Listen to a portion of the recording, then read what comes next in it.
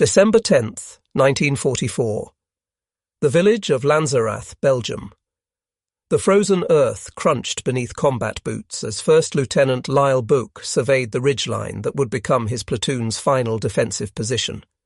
At 20 years old, he was one of the youngest commissioned officers in the United States Army.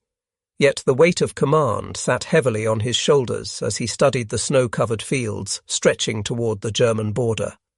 The Intelligence and Reconnaissance Platoon of the 394th Infantry Regiment had just received orders that would place 18 men between the might of Nazi Germany's last desperate gamble and the road to Allied victory. None of them could have imagined that within 6 days their actions would delay an entire SS Panzer Division for nearly a full day, fundamentally altering the timeline of Hitler's Ardennes Offensive and contributing to the ultimate defeat of the Battle of the Bulge. The Germans were coming. The only question was when. Bouck had been born into a different world, growing up in St. Louis during the Great Depression. His family moved frequently, often living in homes with just one bedroom, no indoor plumbing and no electricity. At 14 years old, desperate to help his struggling family, he had walked into a National Guard recruitment office and enlisted in the headquarters company of the Missouri 138th Infantry Regiment. Nobody asked his age. For $1 per drill day, young Lyle Bouck became a soldier. By 16, he had risen to supply sergeant, making more money than most of his civilian friends and sending it home to help feed his 4 siblings. The hardships of his childhood had forged something unbreakable in him, a resilience that would prove crucial on a frozen ridge in Belgium 4 years later. When the 35th Infantry Division was activated for federal duty on December 23, 1940, Bouck found himself participating in the legendary Louisiana maneuvers of 1941, where he excelled as transportation sergeant for the regimental headquarters company. His performance caught the attention of his superiors. After Pearl Harbor changed everything, Bouck volunteered for Officer Candidate School, arriving first among several options. At Fort Benning, Georgia, he underwent 4 months of intensive training that would transform him from a capable enlisted man into a combat leader. On August 25, 1942, he graduated 4th in his class of 57 officers. The achievement earned him a position as an instructor, teaching small unit defensive tactics to the next generation of officers. He spent a full year at Fort Benning before being transferred to the 99th Infantry Division for deployment to Europe. The lessons he taught about defensive positions would soon be tested under conditions far more severe than any training scenario. The 99th Infantry Division arrived at Le Havre, France, in early November 1944. They were green troops, untested in combat, arriving at what seemed to be a quiet sector of the front. The Allied advance across Europe had been relentless since D-Day. Paris had fallen in August, Brussels in September, Antwerp shortly after. The momentum seemed unstoppable. The Ardennes region of Belgium, with its dense forests and difficult terrain, was considered a rest area, a place to season new divisions before committing them to major operations. By mid-November, the 99th had relieved the veteran 60th Regiment of the 9th Infantry Division in the Ardennes. The sector was eerily quiet. Too quiet. Bouck took command of the Intelligence and Reconnaissance Platoon attached to the 394th Infantry Regiment. This was an elite unit within the regiment, consisting of soldiers selected because they were expert marksmen and in peak physical condition. Some had been college students before the war, members of the Army Specialized Training Program, before it was abruptly terminated to provide infantry replacements. The platoon normally consisted of 25 men organized into 2 9-man reconnaissance squads and a 7-man headquarters section. Their mission was clear but dangerous: conduct reconnaissance patrols up to and through German lines, capture enemy soldiers for intelligence, fix enemy positions, and serve as the eyes and ears of the regimental commander. They were not trained for sustained combat. They were scouts, spies in uniform, meant to gather information and fade back into the shadows. For the next few weeks, the platoon established observation posts and conducted dangerous patrols behind enemy lines. They crept through snow-clogged terrain obscured by fog, sometimes penetrating as far as Losheim, 2 miles behind German positions. On these missions, they captured German soldiers and brought them back for interrogation. The work was terrifying, but essential. Bouck and several of his men were among the first in the regiment to earn the Combat Infantryman badge, awarded for exemplary conduct in ground combat. Despite the risks, casualties had been light. The German forces opposite them appeared content to man their positions along the Siegfried Line without aggressive action. Intelligence reports suggested the Germans were exhausted, their combat power spent after years of fighting on multiple fronts. On December 10th, everything changed.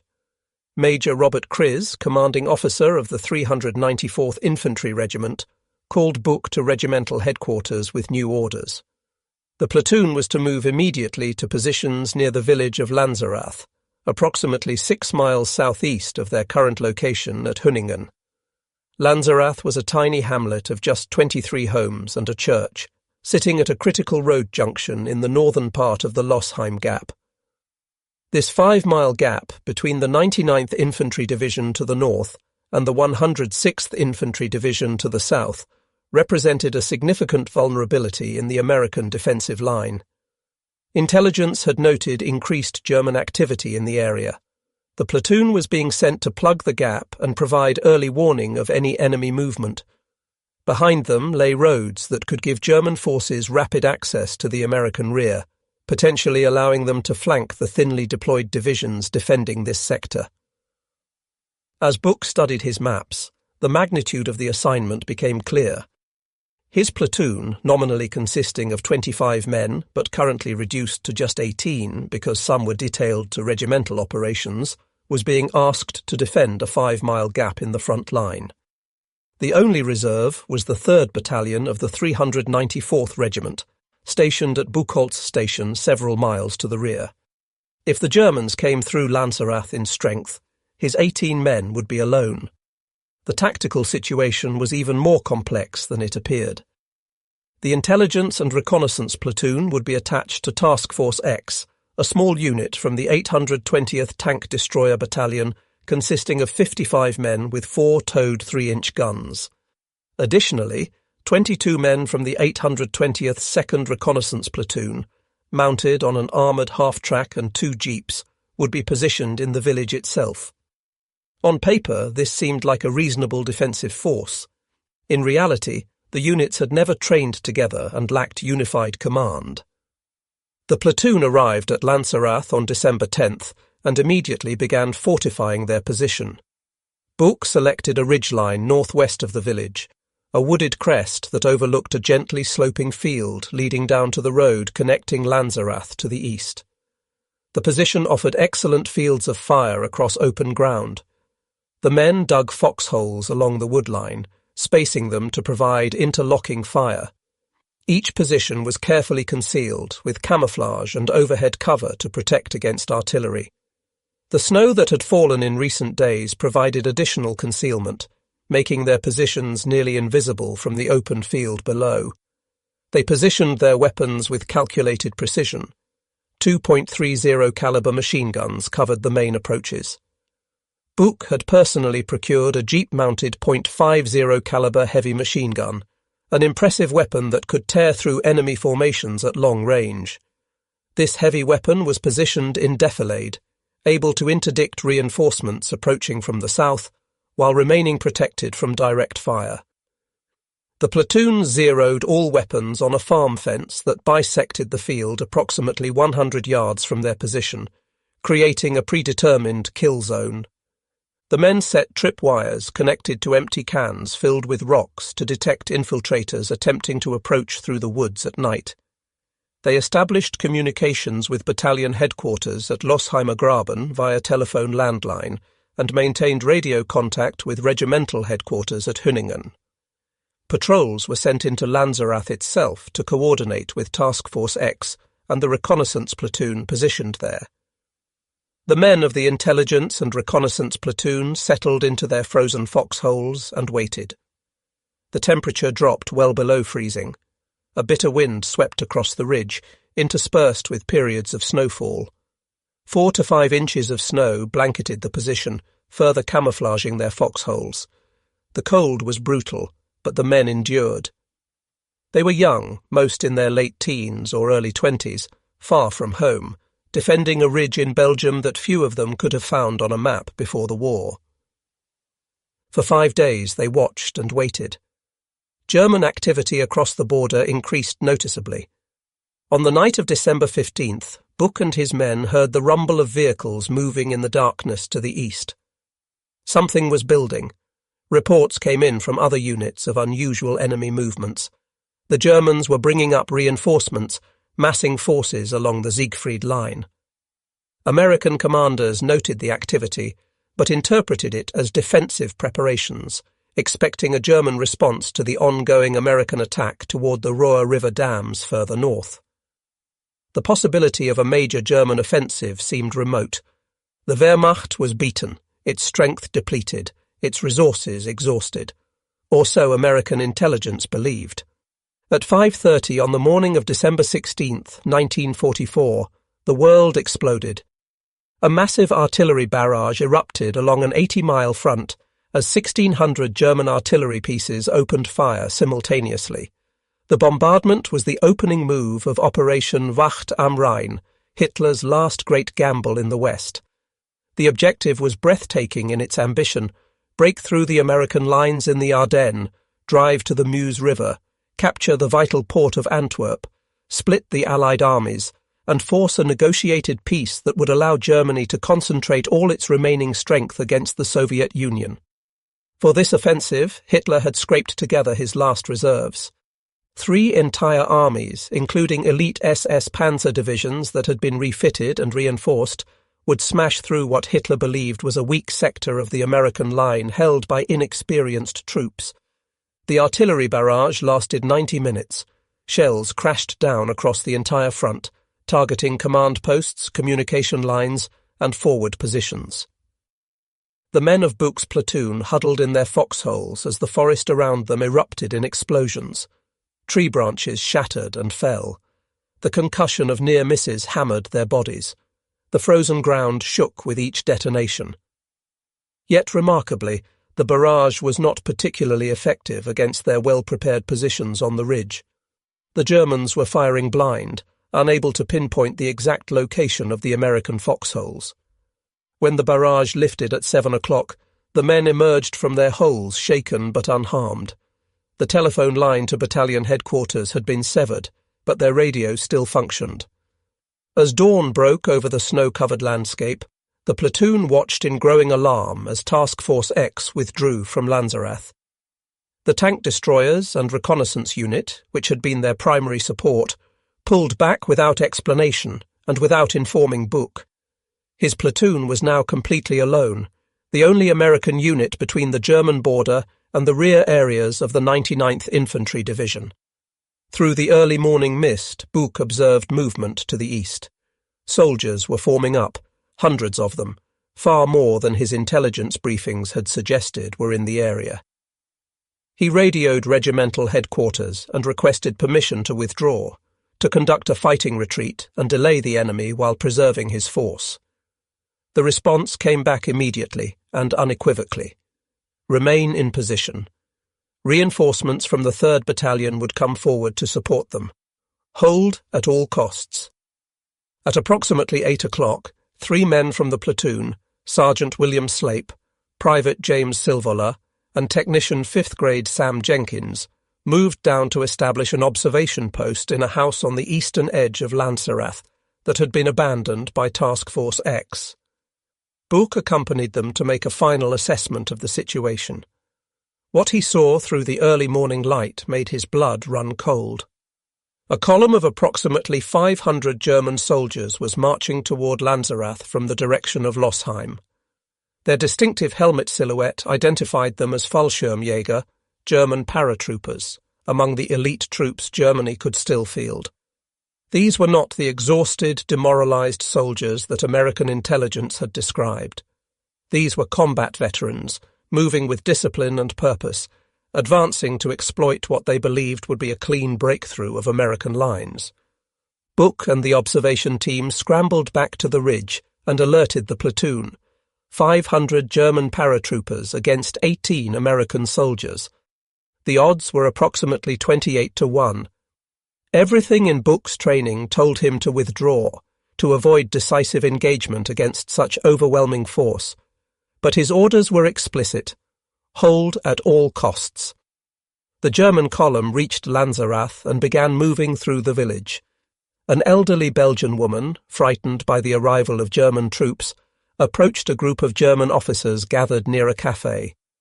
She spoke to them, gesturing toward the ridge where the American positions were concealed. Whether she intentionally betrayed the American location or was simply trying to protect her village from destruction remains unknown. What is certain is that the information reached the German commander, who immediately began deploying his battalion for an assault on the American position. At approximately 10 o'clock, the first wave of German paratroopers emerged from Lanzerath and began advancing up the snow-covered slope toward the American foxholes. They moved in textbook infantry assault formation, spread out in extended lines, weapons at the ready. The morning sun reflected off the fresh snow, creating brilliant illumination across the battlefield. The Germans could see the wood line clearly, but had no indication of the exact location of American positions. They advanced confidently, expecting light resistance, if any at all. Bouck watched them come, waiting for the perfect moment. His men lay silent in their camouflaged foxholes, weapons aimed at the fence line they had zeroed days before. The Germans crossed the fence, continuing their advance. 100 yards, 90 yards, 80 yards. At approximately 75 yards, Bouck gave the command that would begin one of the most remarkable defensive stands in American military history. The American position erupted in fire. 2.30 caliber machine guns opened up simultaneously, their interlocking fields of fire creating a wall of lead across the snow-covered slope. M1 rifles cracked with devastating accuracy as the expert marksmen of the platoon engaged individual targets. The effect was catastrophic. German paratroopers fell in windows, cut down by the precise, disciplined fire. The fence line that the Germans had just crossed became a killing zone. Men tried to take cover behind it, but the wooden fence provided no protection against rifle bullets. The 50 caliber machine gun joined the fight, its heavy slugs capable of penetrating multiple targets. The distinctive sound of the big weapon echoed across the valley like a giant tearing canvas. The first German assault lasted only minutes before the survivors retreated back toward Lanzerath, leaving behind dozens of dead and wounded scattered across the snow. The Americans had suffered no casualties. The shock of the ambush had been complete. The German battalion commander, assessing his casualties and the strength of the position that had just destroyed his assault wave, made the reasonable but incorrect assumption that he was facing a much larger American force, possibly a full company with heavy weapons support. He decided to try again, this time with better fire support. Artillery and mortar fire began falling on the American position as the Germans prepared for a second assault. Around noon, the second wave came. More German paratroopers emerged from Lanzerath, this time moving more cautiously, using available cover, providing suppressing fire as they advanced. The American position again erupted in defensive fire. The machine guns traversed across the attacking formations. The riflemen picked individual targets with the precision that had earned them selection for the intelligence and reconnaissance platoon. The 50 caliber machine gun hammered away at groups of Germans attempting to mass for a rush on the American positions. Again, the attack broke against the disciplined fire of the defenders. German casualties mounted. The snow across the field became stained with blood. Bodies lay where they had fallen, testimony to the accuracy of American marksmanship. The Germans pulled back again, but this time they maintained pressure with sustained fire. Machine guns positioned in Lanzerath raked the American wood line. Mortars continued to fall, seeking to destroy or suppress the defenders. The situation was becoming critical. Ammunition was being expended at an alarming rate. Several men had been wounded by shell fragments.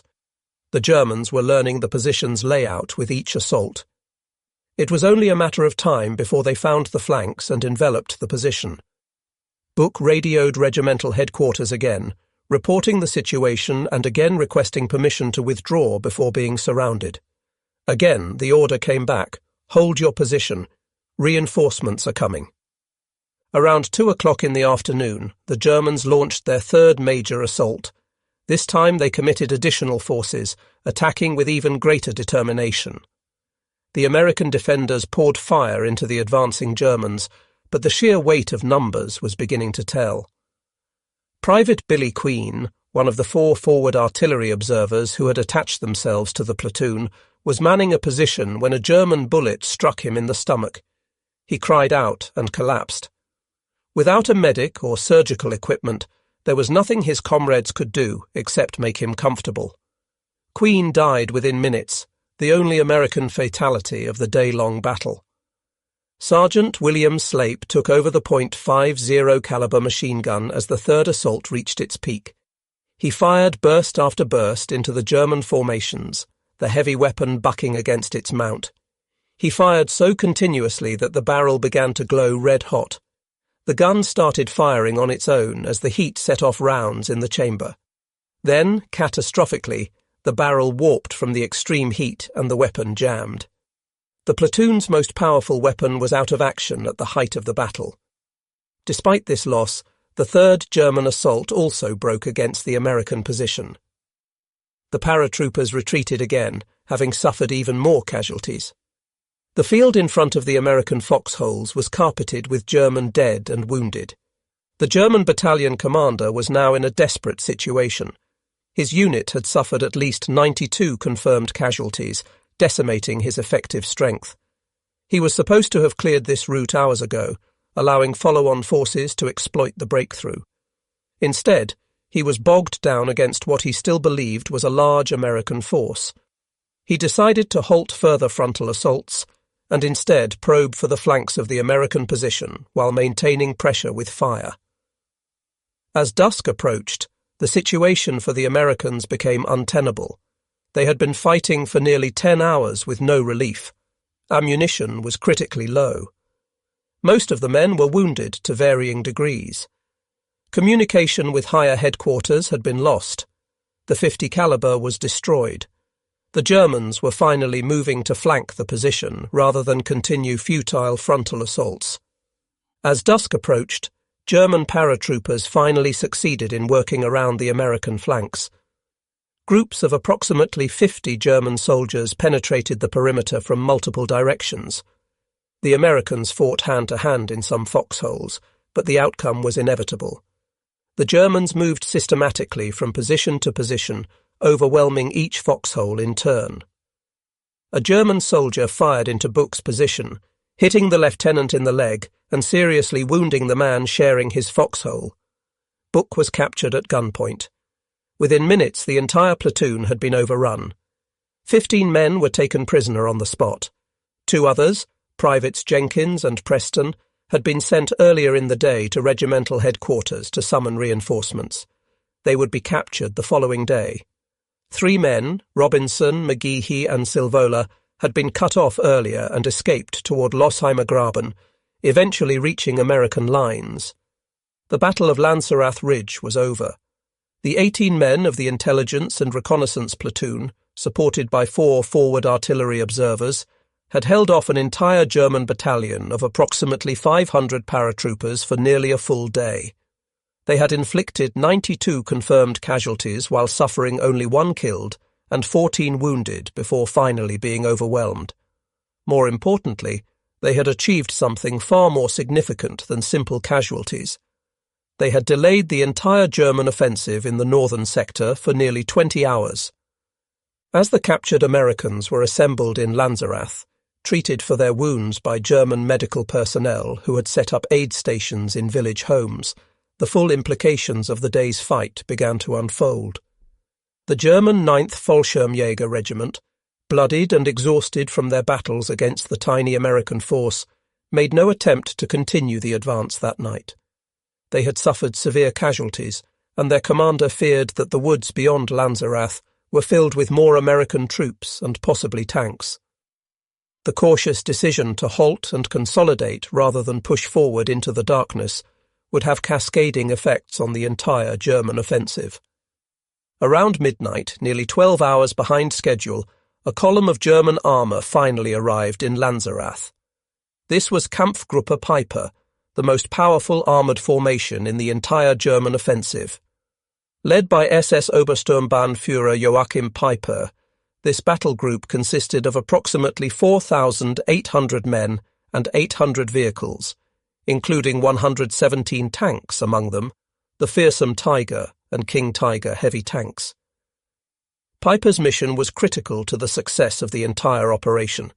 He was to drive to the Meuse River, seize the bridges, and hold them for following forces. Speed was everything. The timetable called for him to reach the Meuse on the first day.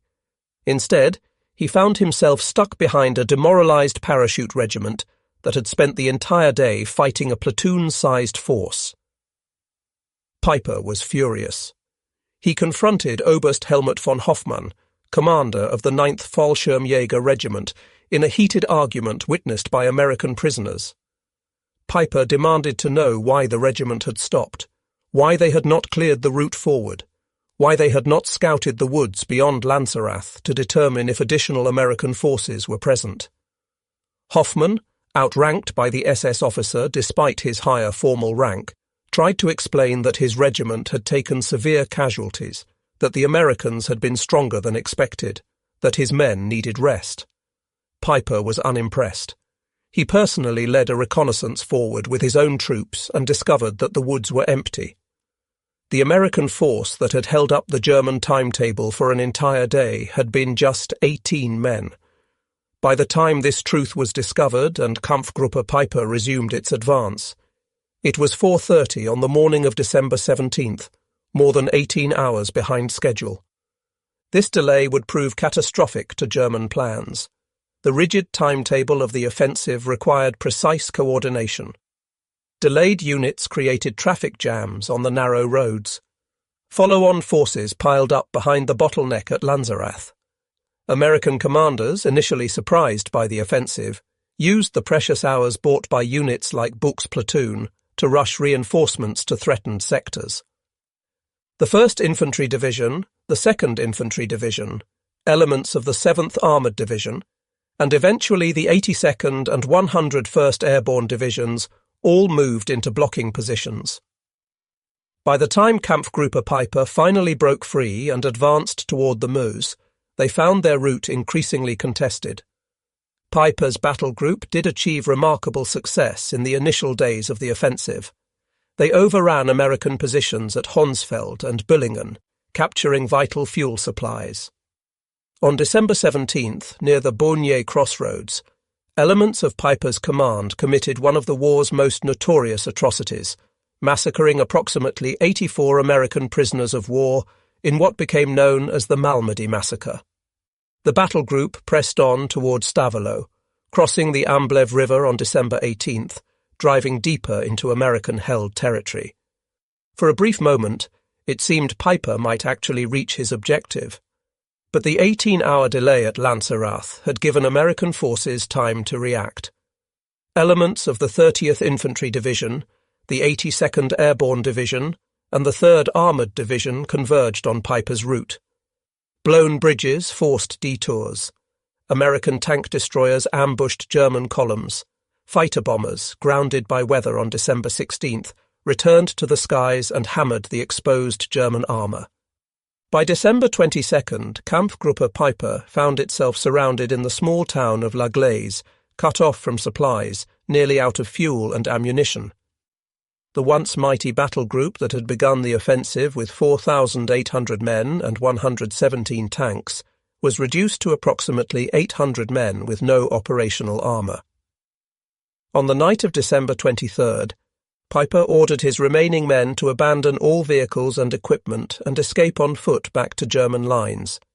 They left behind more than 100 vehicles, including 6 King Tiger tanks in La Glaise.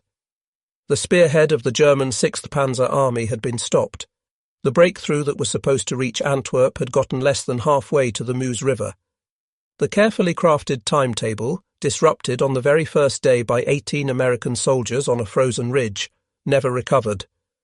Meanwhile, the captured members of the intelligence and reconnaissance platoon began their own ordeal. The men who could walk were marched east toward Germany. Those too seriously wounded to move were left in German field hospitals. After 2 days of walking through bitter cold, the prisoners were loaded into a railroad boxcar at the village of Junkerath. Bouck found himself crammed into a single cattle car with 71 other American POWs. They travelled for days without food or water. By Christmas Day, 7 men in Bouck's car had died, and the rest were barely clinging to life. Eventually, the prisoners were transported to hospitals in Frankfurt and Hanover for treatment of their wounds. From there, they were sent to POW camps, where they would remain for the next 5 months until liberated by Allied forces in April 1945. Lieutenant Bouck considered the outcome of December 16th a complete failure. His unit had been overrun. Most of his men had been wounded. All had been captured. The mission to hold the position had ended with the position being lost. He had no way of knowing that his platoon had accomplished something far more significant than simply holding ground. Due to lost communications and the chaos of the offensive's opening days, American commanders had no immediate knowledge of what the intelligence and reconnaissance platoon had achieved. The unit's actions were lost in the confusion of the broader battle. When the war ended and the prisoners were finally freed, most of the platoon's members just wanted to go home. They were tired, wounded, traumatized by months of captivity in disease-infested POW camps. The last thing they wanted was attention or recognition. It was only gradually, in the years after the war, that the full significance of the Battle of Lanzerath Ridge began to emerge. Historians examining German after-action reports discovered that the 18-hour delay caused by resistance at Lanzerath had fundamentally disrupted the timetable of the 6th Panzer Army. The task of defeating the 99th Infantry Division had been assigned to the 12th SS Panzer Division, reinforced by additional units. Despite more than 10 days of intense fighting, the 12th SS Panzer Division was never able to dislodge American forces from Elsenborn Ridge, where elements of the 99th and 2nd Infantry Divisions had established a defensive line. The northern shoulder of the Battle of the Bulge became a sticking point for the entire German offensive. Had the initial breakthrough occurred on schedule, German forces might have overrun the massive American supply depots around Liège and Spa, fundamentally changing the course of the battle. The men of the platoon gradually learned what they had accomplished. In June 1966, to Bouck's surprise, a Silver Star medal arrived in his mailbox with no ceremony or explanation. No other members of the platoon received recognition, which upset Bouck deeply. Shortly afterward, he was interviewed by John S. D. Eisenhower for the book The Bitter Woods, which described the platoon's actions in detail. Eisenhower, who later became ambassador to Belgium, hosted Bouck and other platoon members when they visited Lanzerath in December 1969. The village had been rebuilt after the war, and the Belgians welcomed the American veterans who had fought to protect their country. One platoon member, whose wounds particularly troubled him, was William James, whose real name was Tsakanikas. He endured 37 operations attempting to repair the damage from his combat wounds, before dying from complications on June 22, 1977. Columnist Jack Anderson learned of James's story and launched a campaign to have him posthumously awarded the Medal of Honor. The campaign brought national attention to the platoon's actions for the first time. Congressional hearings were held to examine whether the platoon deserved greater recognition.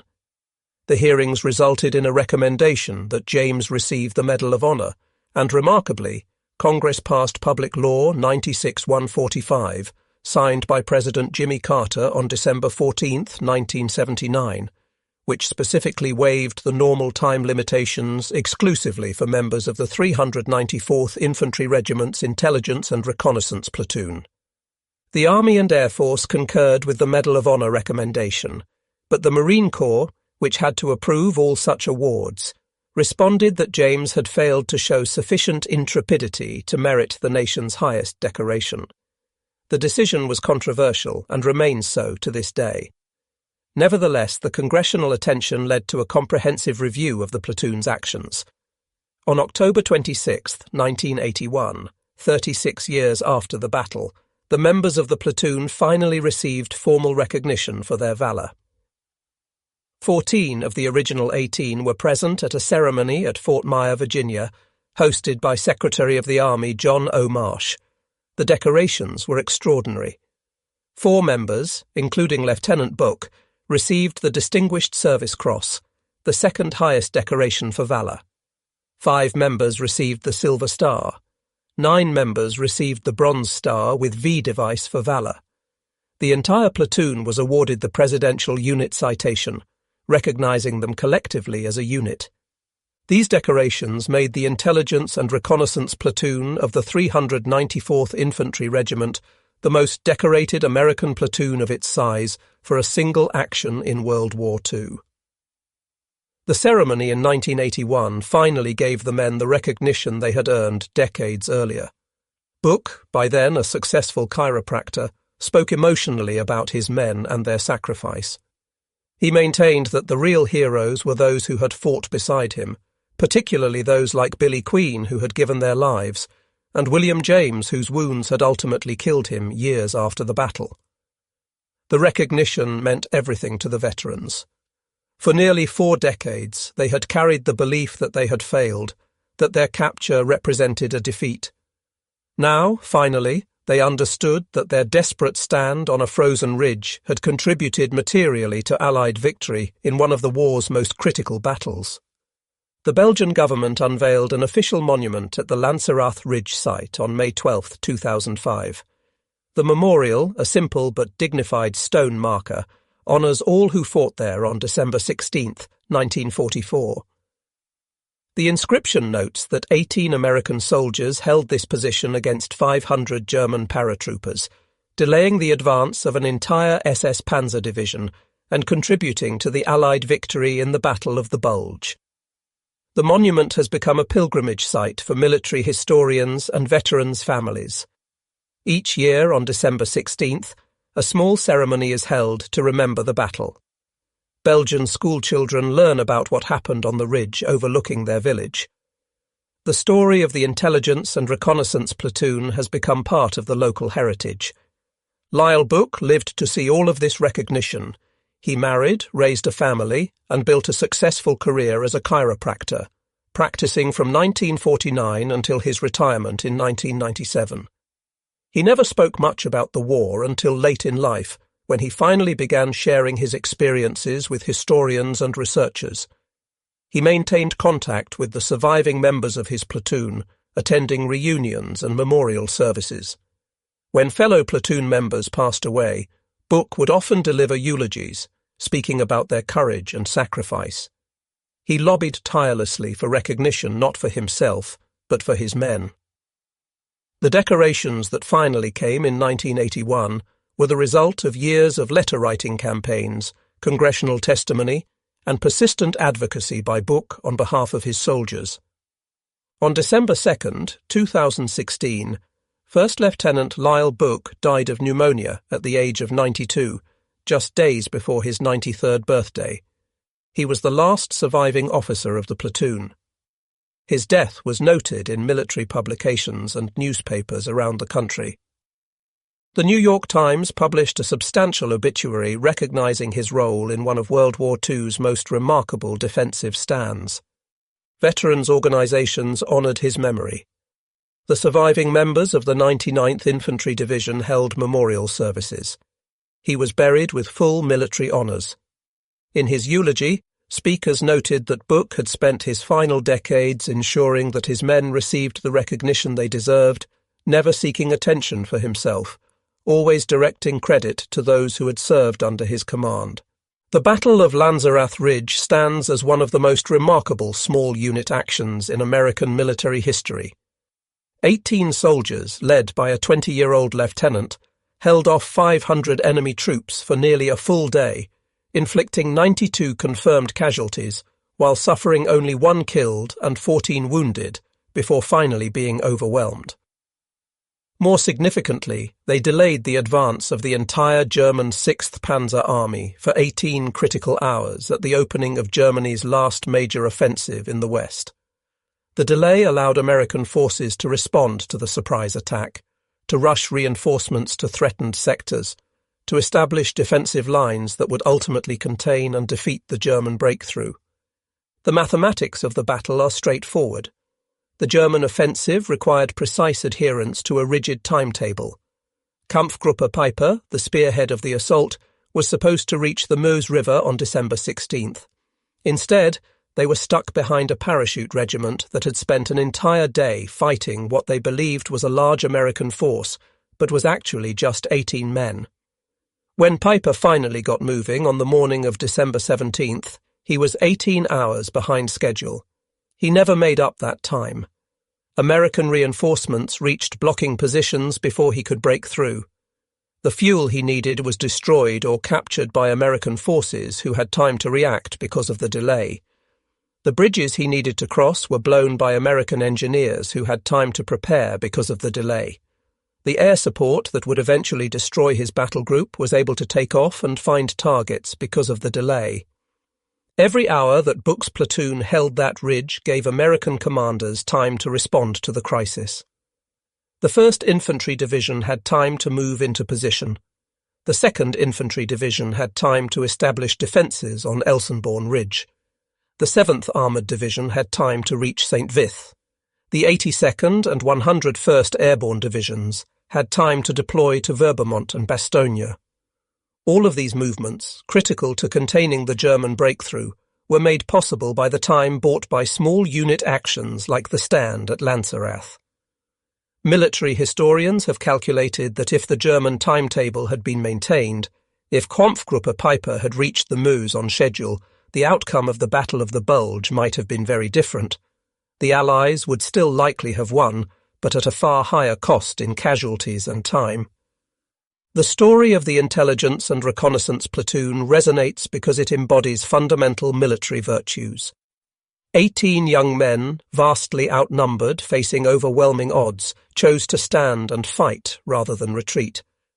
They followed orders to hold their position, even when those orders seemed to require the impossible. They fought with skill and courage throughout a day-long battle, inflicting disproportionate casualties on a numerically superior enemy. They maintained unit cohesion and discipline under extreme pressure. When finally overwhelmed, they surrendered with honour, having accomplished far more than anyone had a right to expect. Their story demonstrates that in war, small units in the right place at the right time can have strategic effects far beyond their size. The platoon's action also illustrates the importance of leadership at the small unit level. Lieutenant Bouck was 20 years old, one of the youngest officers in the army, commanding men who were in many cases older than he was. Yet his leadership throughout the battle was exemplary. He positioned his unit wisely, using terrain to maximum advantage. He maintained fire discipline, waiting for the perfect moment to spring the ambush. He directed fire effectively during the battle, ensuring that weapons supported each other. He communicated with higher headquarters, attempting to provide them with accurate intelligence about the situation. When ordered to hold despite impossible odds, he transmitted that order to his men and they obeyed. His personal courage under fire, moving between positions during the battle, encouraged his soldiers. When finally wounded and captured, his first concern was for his men. The men of the platoon were equally remarkable. They were expert marksmen who had been selected for the intelligence and reconnaissance role because of their superior skills. During the battle, that expertise showed. Each burst from their machine guns, each shot from their rifles was aimed and effective. They did not panic fire or waste ammunition.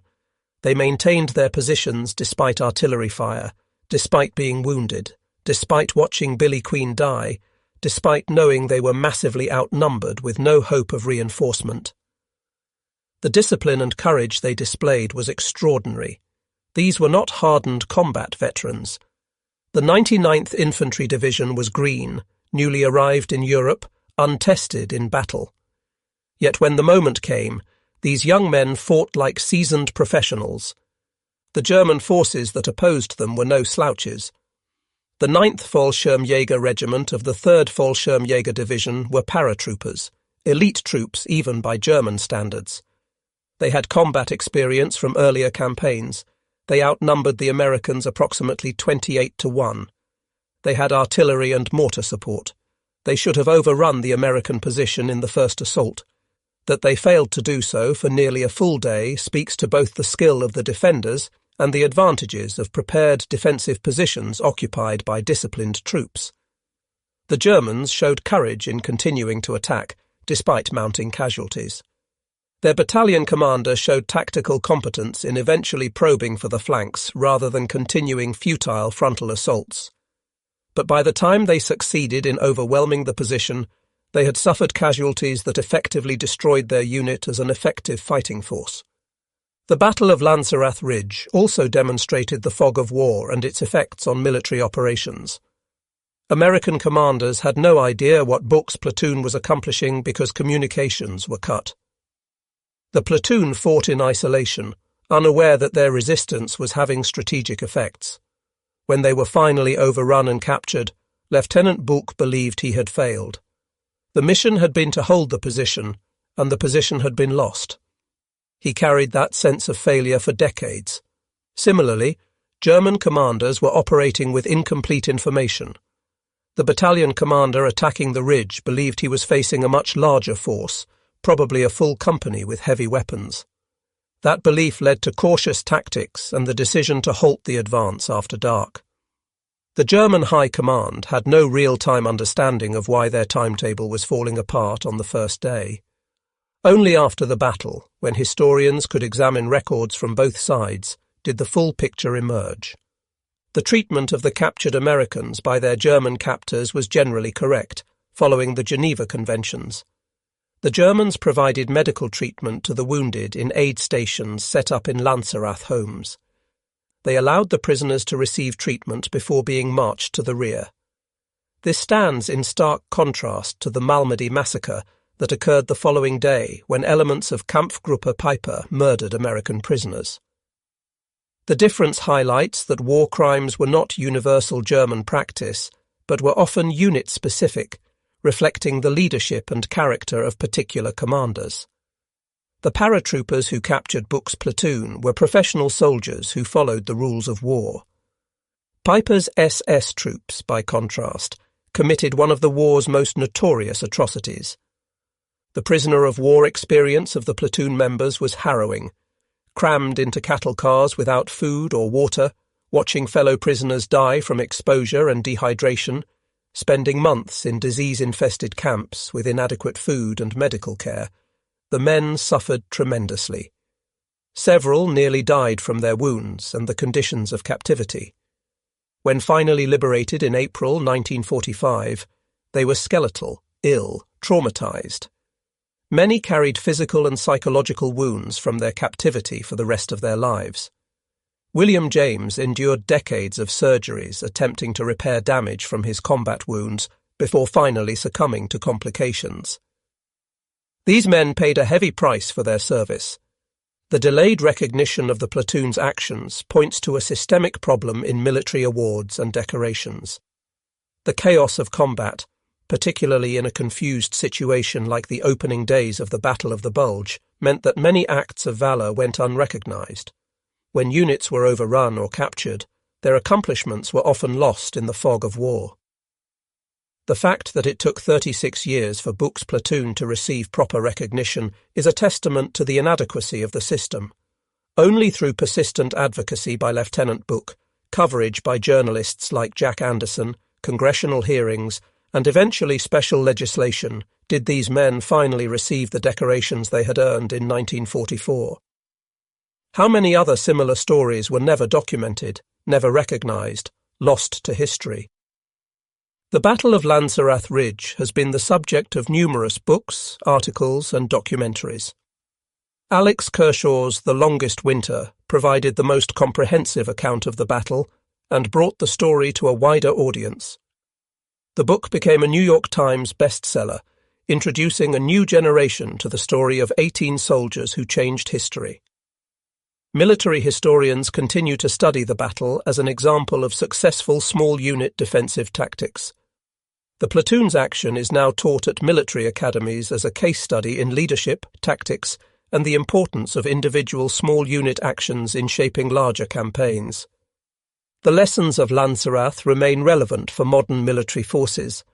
The importance of well-trained soldiers who can operate independently when communications are lost. The value of junior officers who can make tactical decisions without constant guidance from higher headquarters. The advantage of prepared defensive positions occupied by disciplined troops. The multiplier effect of accurate marksmanship and effective use of terrain. The courage required to stand and fight when vastly outnumbered. These principles transcend time and technology. They were true in 1944 and remain true today.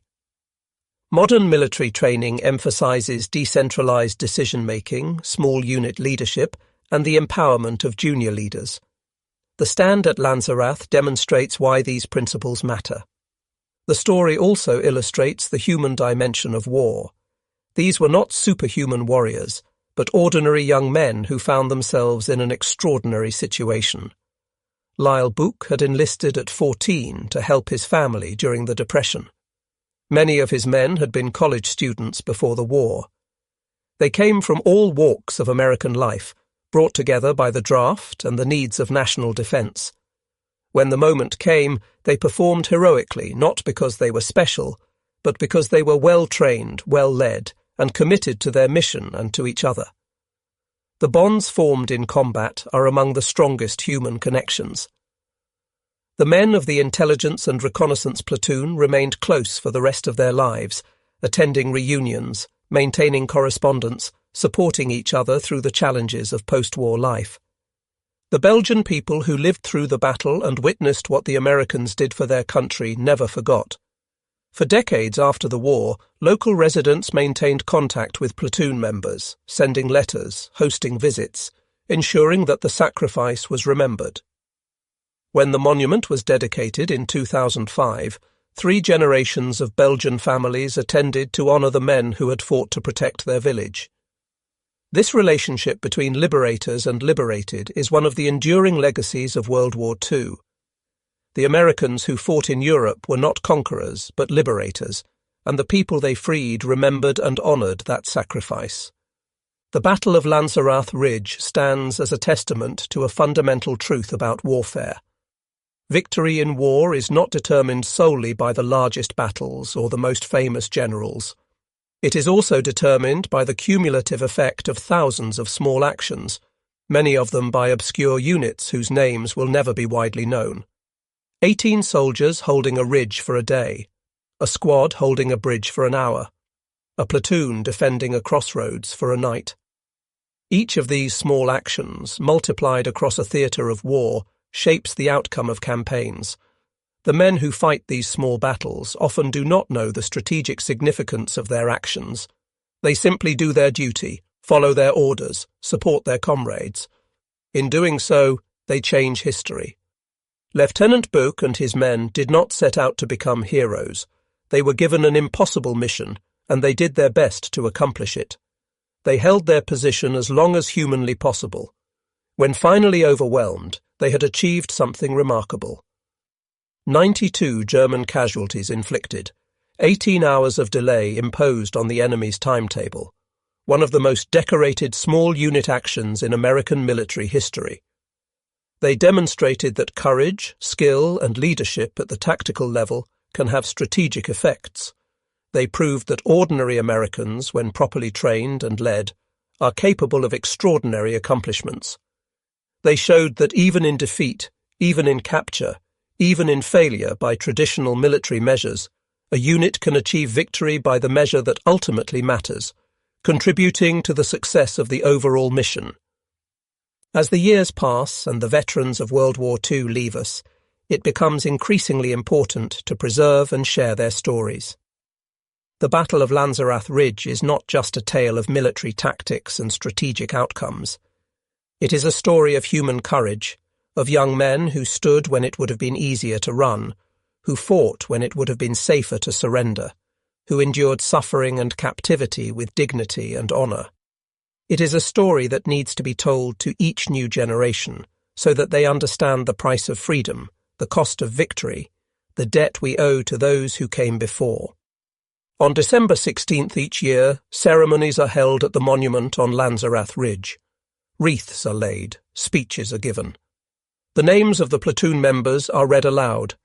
Belgian schoolchildren learn about what happened on that frozen ridge decades ago.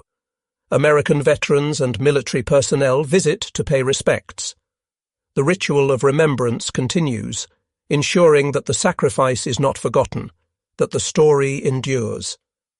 As long as we remember what 18 American soldiers accomplished on that December day in 1944, their legacy lives on. They bought precious time with their courage. They delayed an enemy offensive with their skill. They upheld their nation's honor with their sacrifice. They embodied the best traditions of American military service. The story of the Intelligence and Reconnaissance Platoon of the 394th Infantry Regiment reminds us that in the great sweep of history, individual actions matter. 18 men changed the course of a battle. Their delay of the German advance contributed to the ultimate Allied victory in the Battle of the Bulge. That victory shortened the war, saved countless lives, helped preserve freedom in Western Europe. The line from their foxholes on a Belgian ridge to the world we live in today is direct and clear. We are the beneficiaries of their courage. We enjoy freedom because they were willing to stand. We live in peace because they were willing to fight. We owe them a debt that can never be fully repaid, but we can honour it by remembering their story, by teaching it to our children, by ensuring that their names and their deeds are never forgotten. First Lieutenant Lyle Bouck and the men of the Intelligence and Reconnaissance Platoon did not fail on December 16, 1944. They succeeded beyond measure. They held a position they were ordered to hold for as long as any unit could have held it. They inflicted casualties far out of proportion to their numbers. They delayed a major enemy offensive at a critical moment. They demonstrated that Americans, even when vastly outnumbered, even when cut off and isolated, even when facing the most elite troops Germany could field, would stand and fight with skill and courage. Their story deserves to be remembered alongside the more famous battles and heroes of World War II. They were ordinary men who did extraordinary things when their country needed them most. That is the definition of heroism. That is the legacy of Lanzerath Ridge.